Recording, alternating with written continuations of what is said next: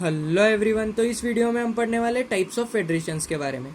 तो पहले तो देखिए फेडरेशन का मीनिंग क्या होता है इस केस में, क्योंकि एज पर कॉन्टेक्स्ट आपको समझना पड़ेगा। तो फेडरेशंस मतलब वो नेशंस, वो स्टेट्स, वो कंट्रीज जो फेडरलिज्म को फॉलो करते हैं, जिन्होंने फेडरलिज्म को अपने कंट्री में अप्रूव किया है और उसके अकॉर्डिंग फंक्शनिंग उनके कंट्री में होती है।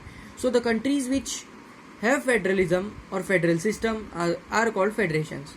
तो दो टाइप के फेडरेशन होते हैं, कमिंग टुगेदर फेडरेशन और होल्डिंग टुगेदर फेडरेशन। तो दोनों को अब हम डीप में देखेंगे।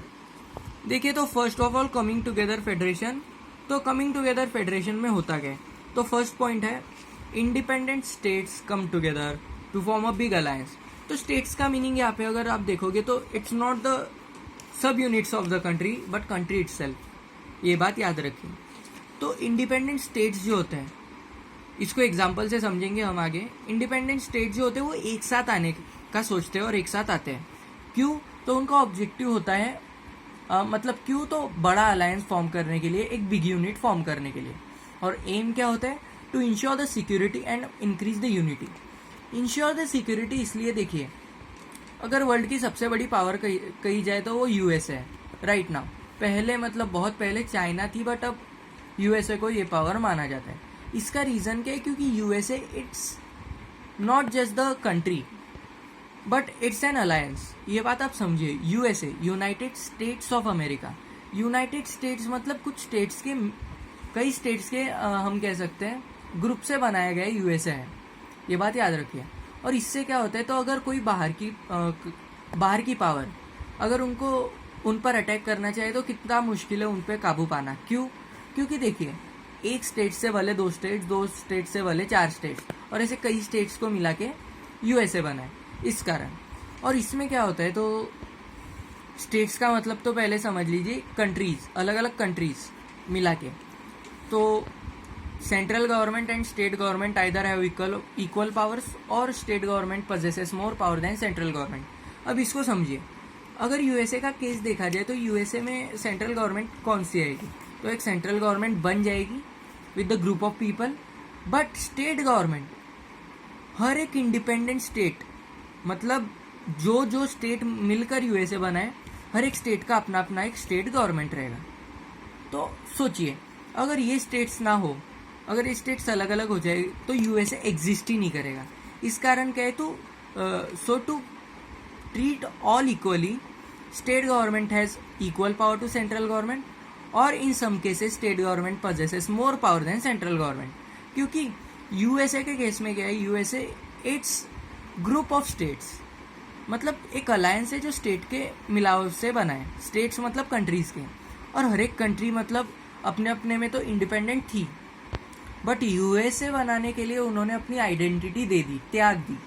इस कारण क्या? तो स्टेट गवर्नमेंट की पावर सेंट्रल गवर्नमेंट से जनरली ज़्यादा होती है, मतलब इक्वल होती है या तो ज़्यादा होती है। उसके बाद all units exercise equal power. अब देखिए, अगर अलग अलग इंडिपेंडेंट स्टेट साथ में आ रहे तो वो क्या चाहेंगे कि साथ में आने के बाद भी उन्हें रिस्पेक्ट मिले, इक्वालिटी का आभास हो। तो वही है कि इक्वालिटी से ट्रीटमेंट होती है, और हर एक यूनिट मतलब हर एक इंडिपेंडेंट स्टेट जो साथ में है, हर एक की पावर इक्वल होती है। ये बात याद रखिए। Example USA, United states of America जिसे हम कहते हैं। स्विट्ज़रलैंड भी इसका एग्जाम्पल है, और ऑस्ट्रेलिया भी है। ऑस्ट्रेलिया एक कॉन्टिनेंट भी है और एक कंट्री भी है, यह बात याद रखिए। उसके बाद होल्डिंग टुगेदर फेडरेशन में क्या होता है? होल्डिंग टुगेदर फेडरेशन का इजी फंडा है कि लार्ज कंट्री जो होती है, जैसे कि इंडिया का केस लीजिए, तो उसका डिवीजन होता है स्टेट्स में। अब इसको हम इंडिया के केस में देखेंगे डिटेल में कि what makes India a federal country, उस पार्ट में हम देखेंगे। तो क्या होता है? एक बड़ी कंट्री होती है, उसका डिवीजन होता है स्टेट्स में। अब इसमें जो स्टेट वर्ड हुआ है उसका मीनिंग है सब units of country. But independent states अगर बात की जाए तो इसका मतलब है कंट्री इटसेल्फ। ये बात याद रखिए। सो बड़ी कंट्री जो होती है वो स्टेट्स में डिवाइड होती है, और इनका एम क्या होता है? To make administration efficient. अब एडमिनिस्ट्रेशन इफिशिएंट कैसे होता है? तो एक बात समझिए। अगर एक एग्जांपल से समझिए, एक छोटा सा घर है, चलो छोड़िए, एक बड़ा घर है, उसको साफ करने के लिए एक नौकर काफ़ी है क्या? ये आप खुद से सवाल पूछिए। एक बड़ा सा घर का साफ क्लीन रखने के लिए एक नौकर काफ़ी नहीं है। इससे हम क्या कह सकते हैं कि एक बड़ा घर साफ रखने के लिए ज़्यादा नौकर की ज़रूरत है। और अगर बड़ी कंट्री है तो ज़्यादा लोग भी होंगे, ज़्यादा लोग होंगे तो ज़्यादा स्टेट्स बनाने पड़ेंगे।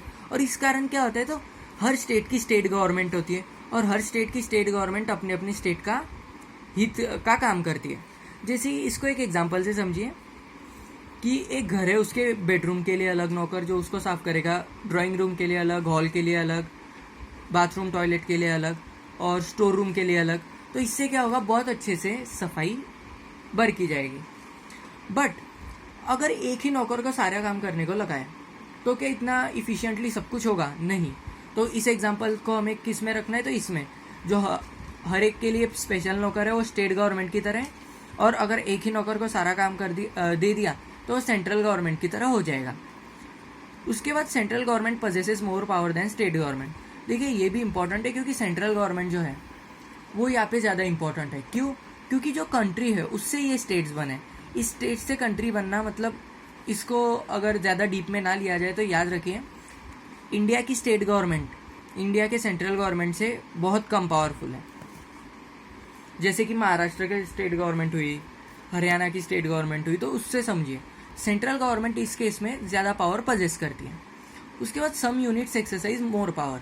अब इसको कैसे समझे, तो याद रखिए यूनियन टेरिटरीज में जो गवर्नमेंट रहती है वो सेंट्रल गवर्नमेंट रहती है, ये बात याद रखिए।